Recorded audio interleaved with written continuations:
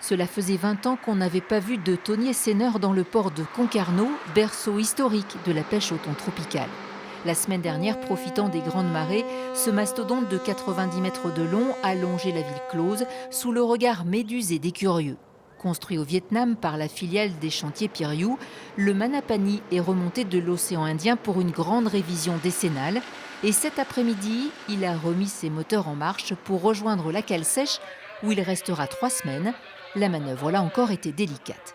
Le bateau fait 14 mètres de large, la porte 27 mètres de large, donc s'il faut faire attention, c'est de bien rester dans l'axe, c'est pas se laisser déporter d'un bord ou d'un autre et de taper les côtés, quoi.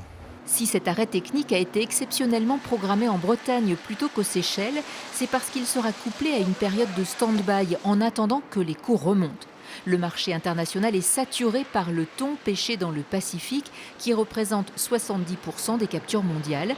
Depuis 2 ans, les prix du thon Listao ont chuté de plus de 50%.